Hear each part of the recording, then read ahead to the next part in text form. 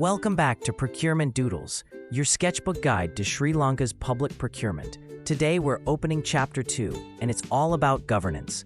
Who does what? Who is responsible? And how does it all stay accountable? Let's find out, one doodle at a time. Governance means having clear lines of authority. No confusion, no finger-pointing. Every person and every committee knows their role. Chapter 2 lays out exactly who is responsible for what, from the highest level down to the people checking the goods at the door. At the very top is the National Procurement Commission, the NPC. The NPC doesn't run every procurement, but it sets the rules. It monitors, investigates, and reports. Think of it as the referee and rulemaker for the whole game. Next, we have the Chief Accounting Officer, or CAO, and the Accounting Officer, the AO. The CAO is usually the secretary of a ministry. The AO is the head of a department or institution, who is responsible for the entire procurement process, from planning to contract signing. That's right, the CAO and AO.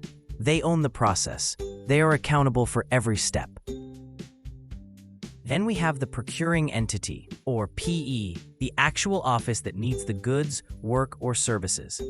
The PE prepares the plans, drafts the documents, and manages the process day to day. They're the ones who say, "We need this, and here's how we'll get it." Now, let's talk about the committees, because procurement is a team sport. First, Procurement Committees, or PCs. These are the decision makers. They approve the method and the documents, and finally, they recommend who gets the contract. There are different levels. High-level Procurement Committee, HLPC, for the biggest contracts. Standing HLPC, for special, repeated, high-value needs.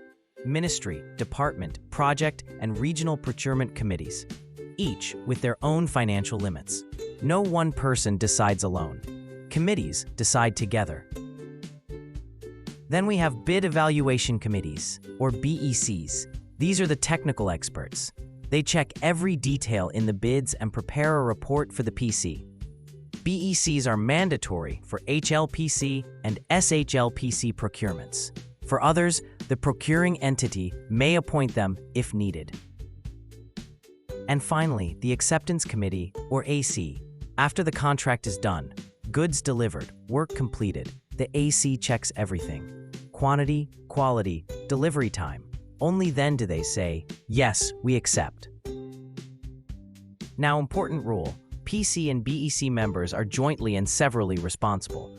That means each member is fully responsible for the committee's decisions. No hiding behind the group, and they must sign a declaration. No conflict of interest, no secret deals.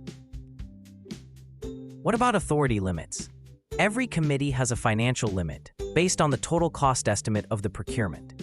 If all bids come in higher than that limit, the PC sends the case up to the next level. You can't just award above your limit. So to sum up Chapter 2, NPC sets the rules. CAO, AO own the responsibility. Procuring Entity does the work. Committees, PC, BEC, AC, decide, evaluate, and accept. And authority limits keep everyone honest. Good governance means everyone knows their job and does it with integrity. Thank you for watching Procurement Doodles. Stay tuned for Chapter 3, Procurement Methods and Bidding Procedures, one doodle at a time. Hey, if you want to never miss a future upload, hit that red subscribe button, then click the bell icon right next to it. From the pop-up, choose All Notifications. That way, every time we drop a new video, you'll get an instant alert.